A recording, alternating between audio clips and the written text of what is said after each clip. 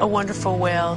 When I was first out here, I had no VHF radio, I had no radar, I didn't even have a compass, and once became lost in the fog.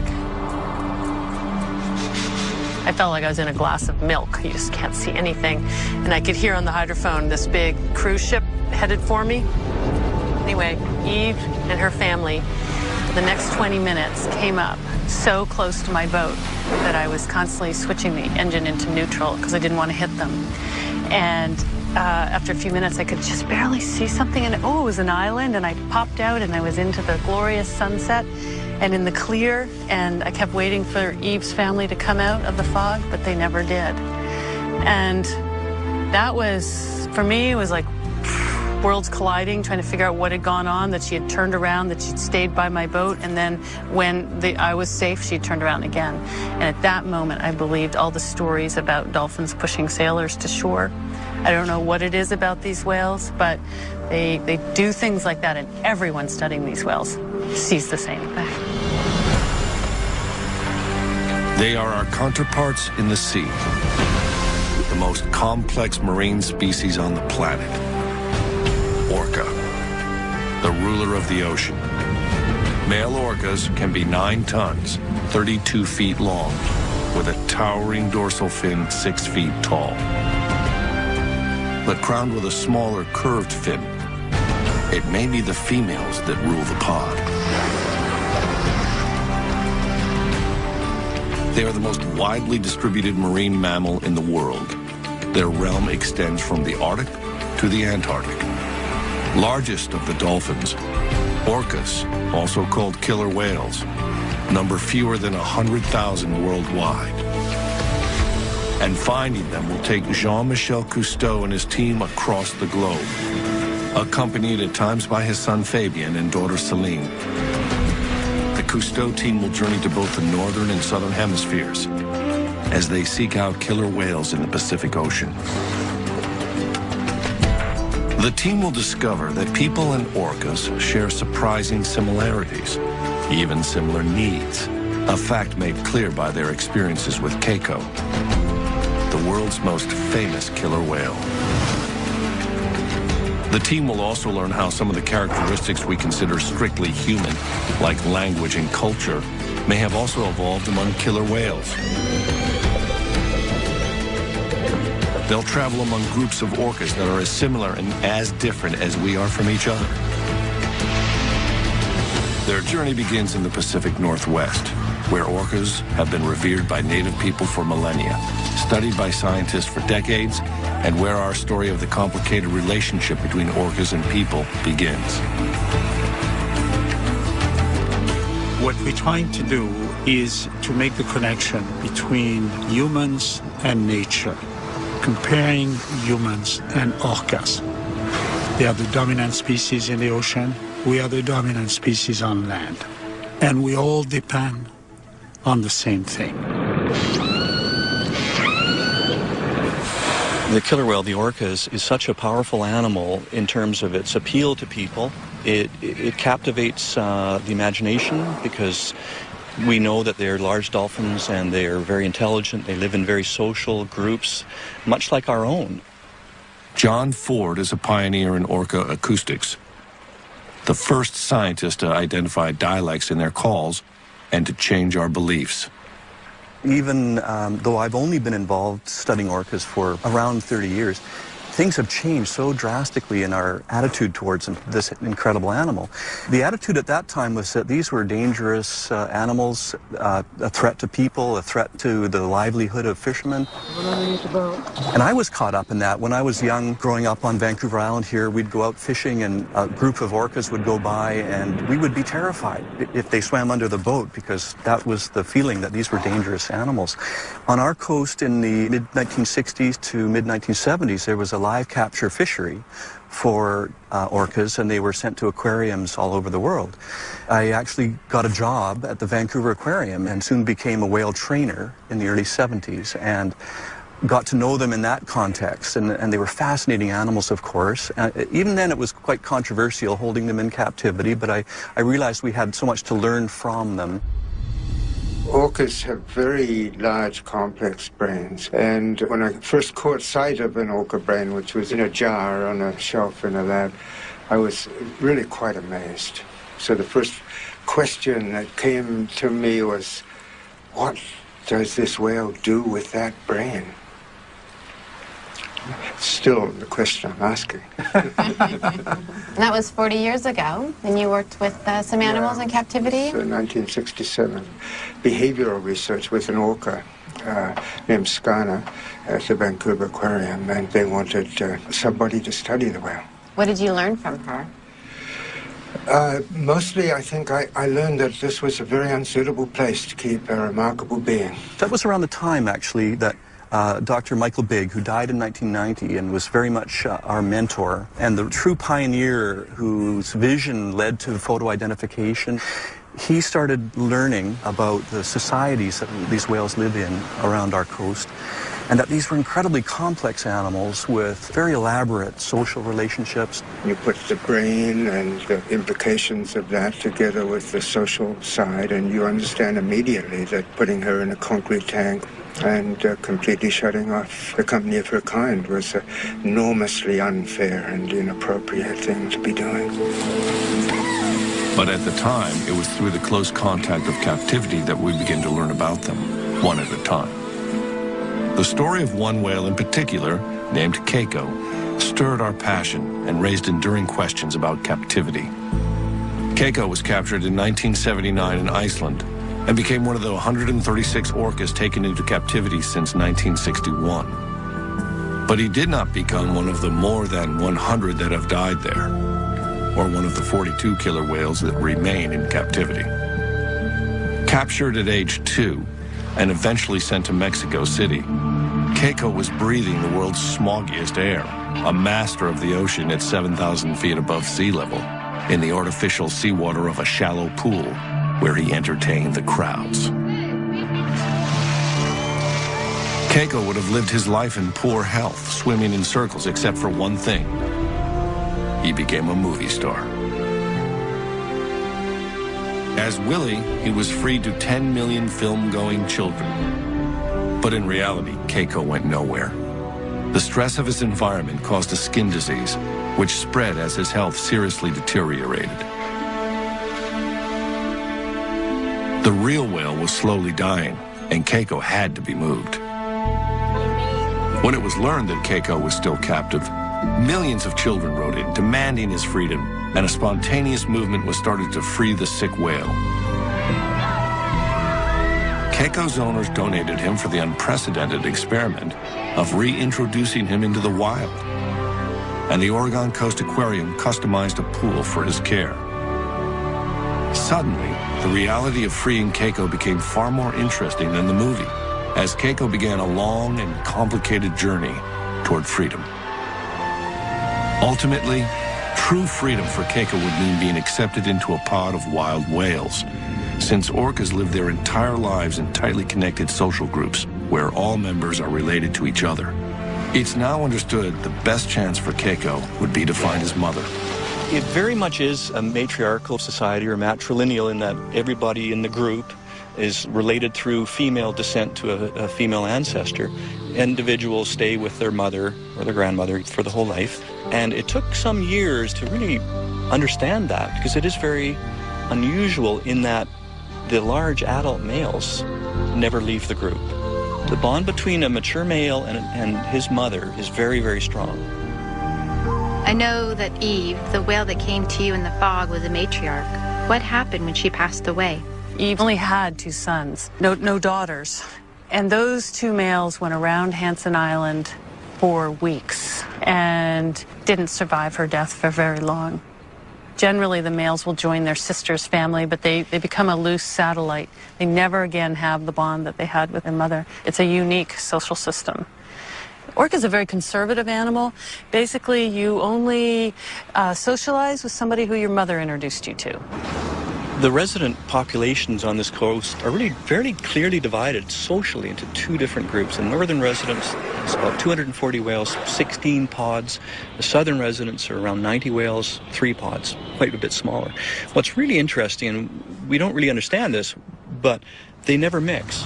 And then we have overlaying that, we have transients, the mammal hunters. They don't mix with the residents, but they will often mix with other transients. And then occasionally we have these offshore whales, and they don't mix with these others either. So we have these whales that in many ways are just focused on their very familiar neighboring groups that are of the same lifestyle. It's a pattern strangely familiar, much like human tribes, existing near each other but separate, with languages and behaviors learned and passed on over generations. We define it as culture, and for both humans and orcas, different cultures exist among the same species. That was beautiful. Did you get that, Carrie? Yeah, I think so.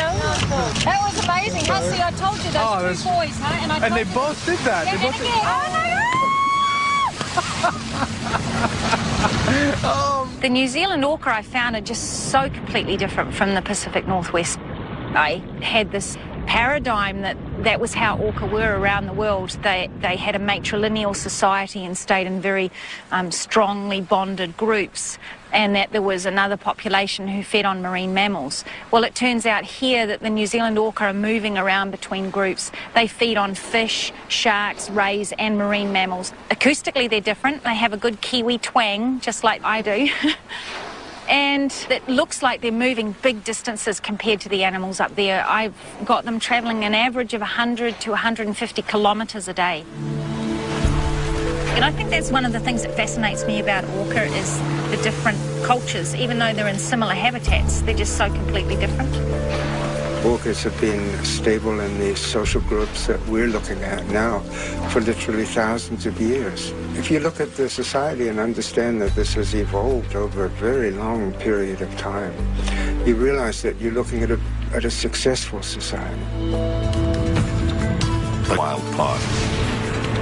The challenge for him would be enormous, since strong social bonds may actually define what it means to be an orca. At the time, no one knew how to free a captive orca. It was a new frontier to trainers like Steve Clausen and to Jean-Michel, who became involved in the effort and who saw Keiko as a symbol of more than just one whale. Curator Nolan Harvey knew how far Keiko was from a wild orca. We're trying to teach Keiko to not only work for us within this pool so we can take better care of him, but we need to let him become a killer whale again. We need to untrain him. Our goal all along has been to give him control of his life. We're an active part of it, especially since he is here by himself. But the idea is to let him start making those decisions on what he wants to do, when he wants to do it. Where previously, anytime he did anything, it was because somebody asked for it. Even with vastly improved conditions, Keiko continued to demonstrate his frustration from living in an artificial environment.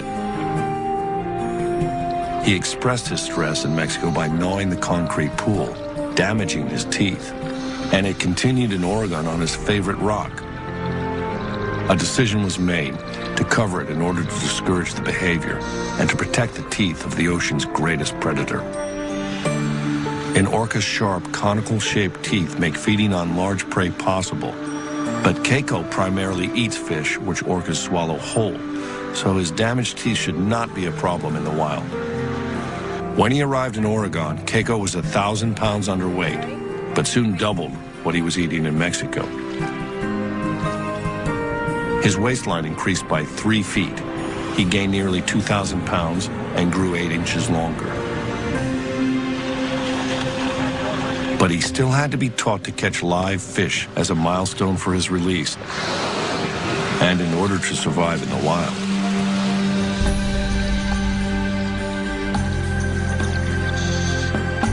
Accustomed to only dead fish, at first he treated the live meal like a toy. Surrounded by walls, Keiko had never been observed using echolocation in captivity, and to a wild killer whale, it's a fundamental skill. The whale's hearing spectrum is many times ours. Their sensitivity is incredible. They see with sound, so when they're finding food, they use their echolocation. They make sounds, they get echoes, and they can turn that into a mental three-dimensional image somehow.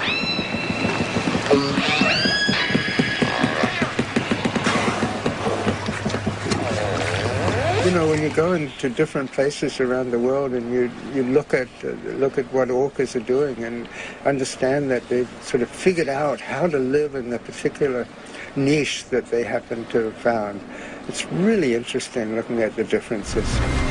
As gray whales migrate up the coast through Monterey, California, a pod of transient orcas show why they're called wolves of the sea. They hunt in packs to isolate, then overpower a gray whale calf.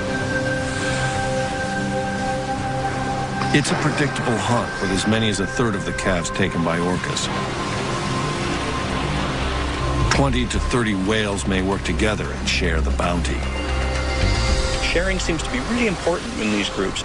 It seems to be part of the way that the whales live together to avoid competition. Certainly they food share when it comes to feeding on larger animals, but that's probably more a facet of the fact that these things that they're feeding on, like whales, are so big and there's not many of them. In terms of they kill one, then everybody has to feed on it. A female, the best hunters, will bring up a fish, and others from her matriline will come over and share that prey item. What's kind of surprising for the residents, they will share even a salmon that's perhaps only 5-10 pounds. They will share that, even though any whale in the group could easily swallow it. It has given us a new appreciation and insight into the workings of their society. That said, even though their dietary preference is culturally maintained and driven, they don't seem to be really adaptable in the short term. It might take a while before they can start focusing on alternative species. Killer whales are real traditionalists. They only do what mom did. They eat when mom eats, and they socialize with the whales that mom socialized with. They really don't like to branch out. So if you have a habitat change and that particular prey is not there anymore, then it's difficult for the orca to adapt.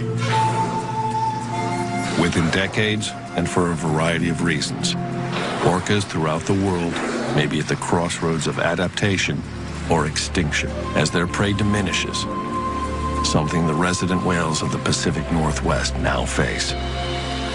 It's a growing issue for the future, but is similar to the question of whether Keiko would be able to adapt to hunting live fish in the wild. Without another whale to teach him, Keiko initially seemed confused about the shift in his diet, until finally either hunger or common sense kicked in, and he began to catch a few live fish. In the wild, that wouldn't be enough. Using ultrasound to measure Keiko's fat layer or blubber, the staff identified where it would show if he weren't eating enough. In theory, by measuring his blubber so easily in the wild from an extended pole, scientists could know if and when they would have to intervene. They did know that Keiko would have to be in better shape than he had ever been, so even his 30 different toys were designed with a purpose. Filled with water, a 200-pound ball became Keiko's workout. When he first arrived, Keiko could barely hold his breath for 3.5 minutes. He soon progressed to almost 18, normal for a wild killer whale. But Keiko was still far from a wild whale, which was vividly seen when at night he gathered his toys around him to sleep. An array of cameras and hydrophones captured Keiko's movements and sounds. Taking advantage of this opportunity, scientists carefully analyzed his vocalizations, trying to match them with specific behaviors, hoping to take a step toward understanding killer whale communication. Keiko, however, had not communicated with another orca in more than 20 years. I was studying a pair of whales called Orca and Corky. They would begin conversations with certain sounds and end conversations with certain sounds. And I realized that studying communication between those two whales in captivity would be like studying communication between two people in a prison.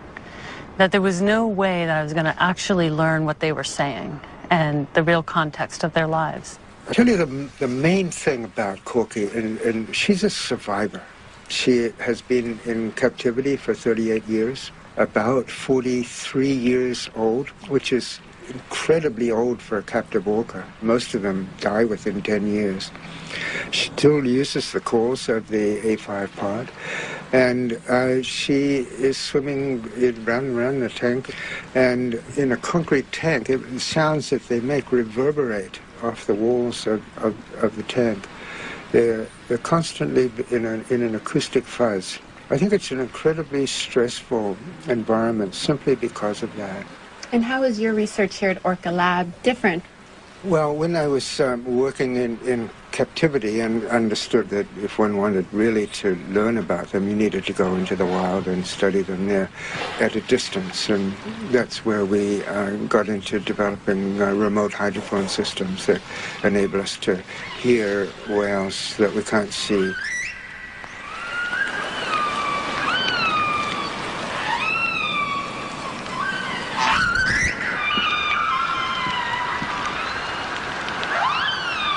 We have a network of hydrophones, covers about 50 square kilometers of the area around us, and we have speakers all over the place. We're listening to all of them all of the time, 24/7, 365.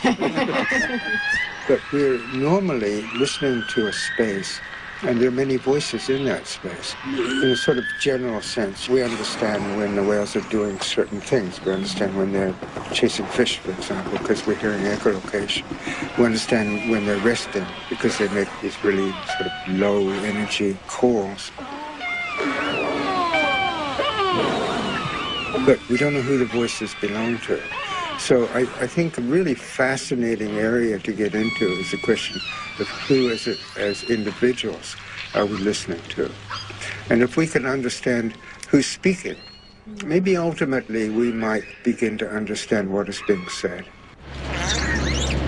I wanted to take all that I'd learned in captivity and apply it to wild whales. And so I contacted a brilliant scientist in Canada, Dr. Mike Bigg, and I asked him, do you know what family of whales Orca and Corky came from? Which sounds like an extraordinary request, but he at the time was photographing each dorsal fin and saddle, learning to tell them apart, collecting all the pictures from the capture, and there was a bunch of pictures that showed this whale we now call A23 with little baby Corky just before she was taken from her mom. So I had no boat experience. I threw everything into a pickup truck and we pumped up the Zodiac in Alert Bay and we went out there and I stopped and I put the hydrophones down, put on the headsets, and it was her family calling. And for the first time, I heard these sounds in their natural environment just rolling on and echoing. And my first feeling was enormous guilt that it was me that was there, not Corky. But that's how I found them. One promising factor in Keiko's finding his family was that orca calls can be heard 10 miles away. There was hope for a dialect match among the North Atlantic orcas, where Keiko would be reintroduced, 100 miles from where he was captured. To prepare for his move, a bay pen was constructed in a pristine Icelandic bay. Finally, the day arrived to return Keiko to the home he barely knew.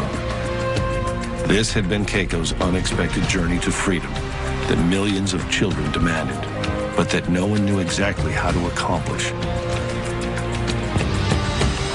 Jean-Michel had watched Keiko's transformation for over 2.5 years and had been witness to his devoted fans. Good luck! Even the U.S. Air Force had agreed to rent a C-17 cargo plane and crew for the trip, announcing it was in the best interest of the nation to fly Keiko home.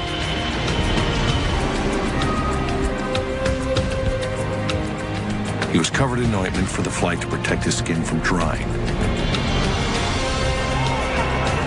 After 15 anxious hours out of his element, Keiko was at last returned to the cold ocean waters of his birth. It was seen as the first step to restoring what had been taken away when he was captured. Keiko would first have to acclimate inside the confines of the bay pen.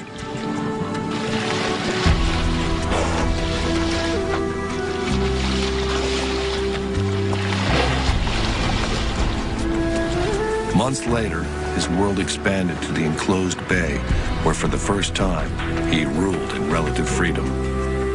It was Keiko's first chance at a small piece of the wild. Not since he was 2 years old had he experienced the sights and especially the complexity of sounds of a natural ocean environment.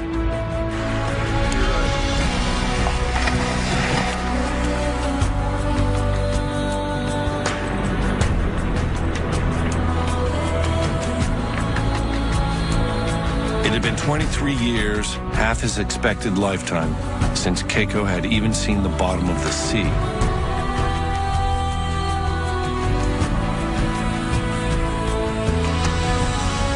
Keiko's world was gradually expanding, and for the next step, a satellite tag was attached to his rare flopped dorsal fin in order to follow him at sea. Its attachment was no more painful than piercing an ear, but the tag and Keiko would have to wait another season following complications to be tested at sea. Finally, in the summer of 2000, sea trials began. Everything from then on was up to Keiko. The difficult promise to give him the choice of freedom had been kept.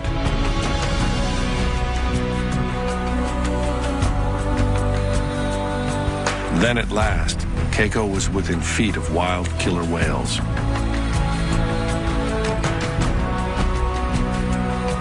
He seemed enthusiastic at first, but then experienced what might have been shyness or fear and turned back.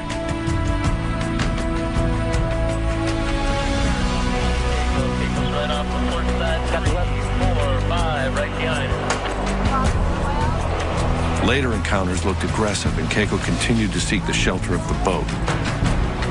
Right there, Chad. Right there.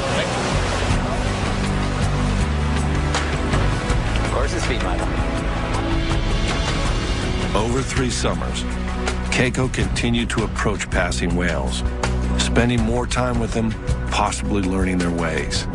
Then in 2002, after watching a pod feed on herring, he simply swam away in the proximity of whales. For over 2 months, Keiko was tracked by satellite. His course revealed no details about his experiences in the wild, but he emerged 1,000 miles away, sufficiently fed and unscathed, an enormous success.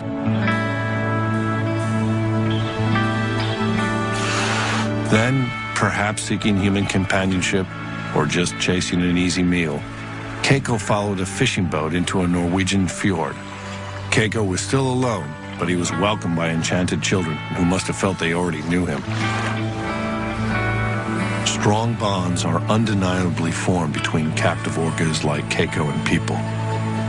But we've been slow to consider that the ocean's greatest predator, wild and free, may also be curious to understand us. Hey, I see you there. Come on. Come on. Hello. Hello. Who's that? Come on. Hello. What you doing? What are you doing? And I said, oh, you got... Do both of these whales take interest in your boat? Well, you know, as a scientist, you have to say no.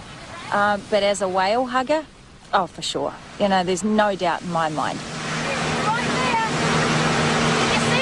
he's right there. I see his fin. Hang right in there so you can see him. You know, when he's swimming on the side underwater like that, he can see you through the water surface just like you can see him. So it's a bit distorted, but he definitely knows that you're there.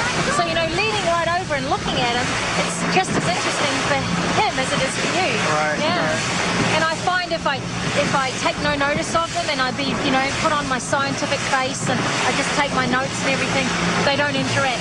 But if I have a good time with them and really interact with them, then they get all involved as well. Oh. Yeah. In an effort to both protect orcas and to involve the public, Orca Hotline, Ingrid speaking. Ingrid founded the Orca Project Hotline. Oh, that's fantastic news. And so what direction were they going when you saw them? Her nationally advertised number rings with reports of orca sightings and strandings, like that of the whale she named Ben. Oh, Ben. He stranded in 1997, and I knew him before the stranding, but when you're involved with an animal at that sort of level, there's just something about it, you know, and they look you in the eye and they're at your mercy to rescue them. And with Ben, we had an overnight ordeal, and then we rescued him, and the next day he was back with another group of orca, which was just incredible. But a year later, he got run over by a boat, and it was just tragic. But a year later, I found him, and his dorsal fin, the back half, had completely collapsed and folded over. So now he's got this funny little fin where bit sticks up and the rest folds down, but he survived, and he's very cautious of boats now, but he'll still come over to my boat. I think that by showing people the variation within the individuals, it makes the animals a little bit more personable, if you like. If somebody can call me up and say, hey, I just saw Ben, it gives them a little bit of a stake in Ben's life. And so hopefully, you know, they'll slow down their boats, they'll drive a little more respectfully. The data, of course, is really valuable for my research, but ultimately I want it to be that the public will want to protect these animals. Keiko, however, was at risk of being loved too much by a well-meaning public. The Norwegian government passed laws to protect him, and the Free Willy Keiko Foundation and the Humane Society of the U.S. agreed to continue his care. He arrived in Norway, obviously having fed himself at sea, but without fish in the fjord, concern grew, and the decision was made to begin feeding him again. Keiko had everything he needed, except the company of his own kind. In 2003, after more than a year in Norway, at age 26, relatively young for a male orca, Keiko took a final breath and died from a pneumonia-like virus. His burial was the last outpouring of affection for the whale we thought we knew and who had done everything we asked.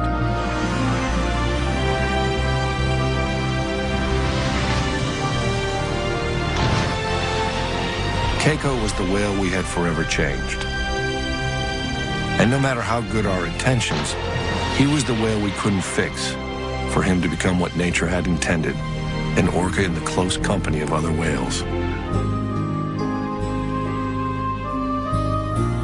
It wasn't possible, even for the world's most loved, most famous whale.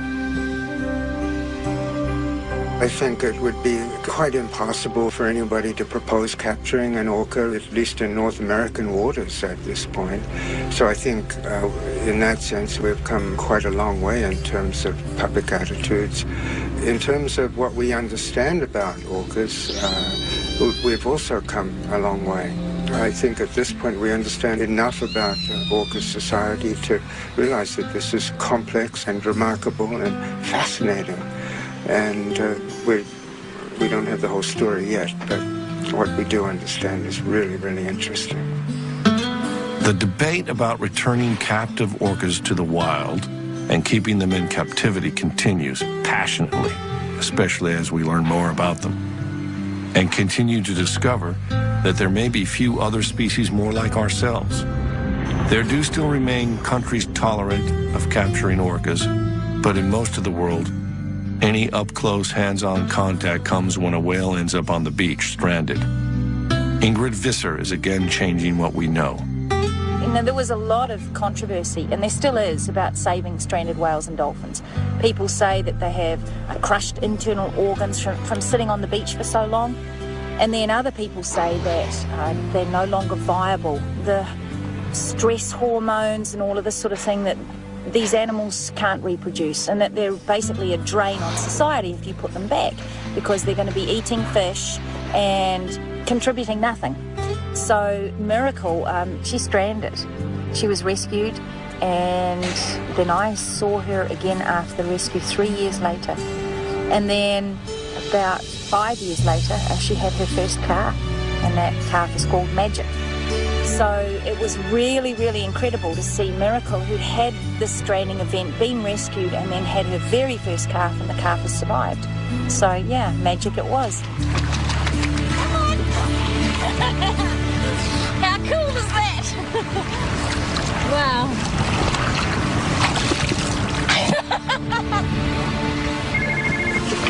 Orca hotline, Ingrid speaking. In the middle of her research, Ingrid gets a call that a small female orca is stranded on an isolated beach in heavy surf. She and the team rush to assist. She's somewhere on this bit of coastline here. We're not sure exactly where, but this area here, these lines on the chart are marking that it's really rough and surf breaking. So we're kind of hoping we'll be able to pick her up and move her by tractor and trailer somewhere into here. Okay, well, let's do it. Go. Time is critical in a stranding rescue. So Ingrid and Jean-Michel will fly directly while the team drives the 5 hours to the site. New Zealand's hills are bordered by a twisting 9,300-mile coastline. Whale strandings are fairly common, but successful rescues are not. The orca was first sighted around 1 o'clock by some hikers in a very remote part of the west coast, west of Auckland, tossing and turning in the surf. We ultimately got to the beach, and indeed, this young female, a little over 3 meters long, was very badly stranded. So when we actually first saw her, of course, there's just the natural emotions of just wanting to break down and cry, and knowing that she's away from her family, and knowing that she has no idea if we're people that are going to help her or hurt her. But help comes by digging holes for her flukes and flippers to relieve the discomfort, then keeping her skin moist.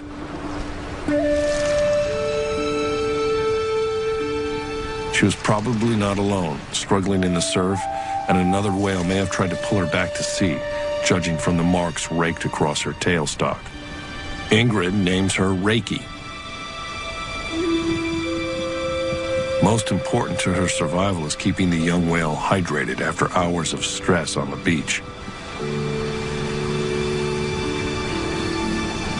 Ingrid is successful in getting her to accept a tube bringing water. Yeah. It's a triage that also involves reassurance and comfort. Big cat here that was fucking like saying, Even with expert care under changing conditions, it's believed that an orca can survive only about 24 hours out of water. Hopefully, she'll be okay, and hopefully reunited with her pod. She's a young female, needs her family. We're very, very anxious to see her back in the ocean, in her world. We moved the animal just right up above this tiny little town where there is a facility where we could pull the truck and the trailer right next to a freshwater source. So we had a hose where we could water her down, and we had an ongoing watch throughout the night.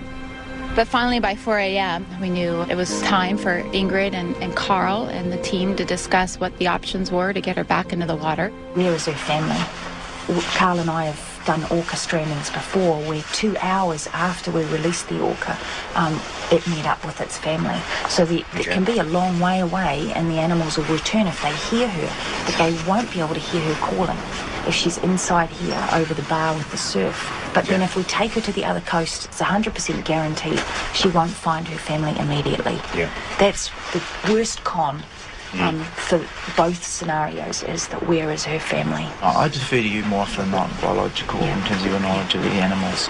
In terms of running operation, staying here and releasing here is, as you can appreciate, by far it's the much most appropriate thing to do. It is definitely, but for her, I think it's better to have her on the other coast. And she knows very well that pods here off the North Island will visit the west and east coast frequently. So she felt confident putting this animal in the east side of the country, that there is a very good chance that this young whale will hook up with her family in the near future. A decision is made to move Reiki to the east coast, and the team prepares for what must be done to save the whale. For the heart monitor, we put it on early in the morning, and Ingrid wanted to keep track of her heartbeat throughout the rest of her time on the flatbed. It's becoming clear to the team that a positive outcome for the rescue is not guaranteed. Let's go, Cal.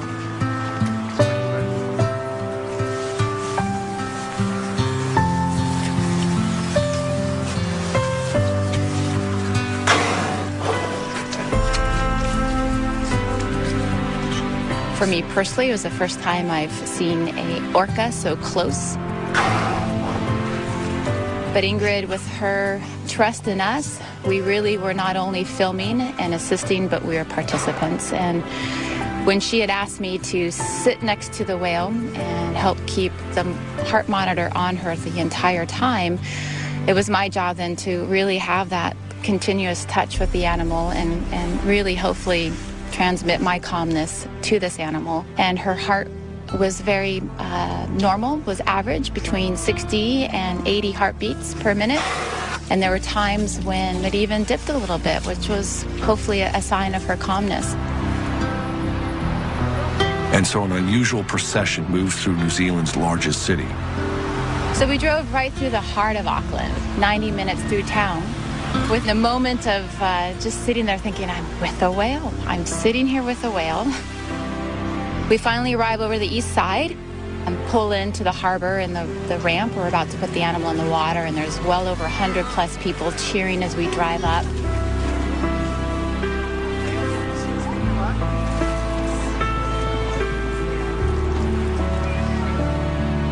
The whale is gently rocked into the water, but is disoriented from the ordeal and lies still.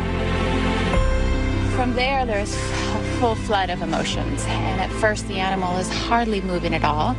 And Ingrid's like, it's all right. You know, her muscles, if you could just imagine your muscles just cramped for hours and hours and not being able to stretch. So she just is probably just, you know, stretching out and getting back into this fluid environment. And finally, Ingrid says, just have some of the people back away and only 2 of you stay close to her to support her.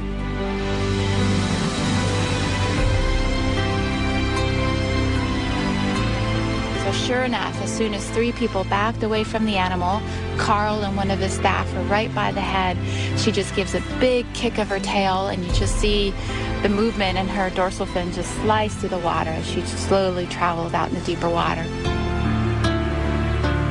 We've heard the stories of dolphins pushing people in need back to shore, and now this team has carried a young whale back to the sea with a chance at life. Perhaps orcas and people share an additional trait, the ability to care for another species, including each other. In our complicated relationship with nature, it may be a bond unlike any other. I think I've only just begun to scratch the surface with these guys. Pretty much every time I go out, I see something new or interesting, and I just wish I knew so much more about them. Just the real basics, like where do they go when I don't know where they are? What are they saying to each other? How do they teach the young ones how to catch things? And what happens to them when they're naughty? And just, yeah, fun stuff like that as well. And then on the science side of things, how are they impacted by pollution in the marine environment? What sort of things can we do to protect their habitat? If you teach people about these animals, they're going to understand them better. And if they understand them better, they're going to love them more. And if they love them more, then, yeah, they're going to look after them, I hope. For a long time, it stumped me. People go, why do we need the whales? Why do we need the whales? And, you know, in truth, why do I need my earlobe? You know, why do I need any specific part of my body? Because it's part of the whole. And you can live without parts, but it's a degraded existence because it's all knitted together.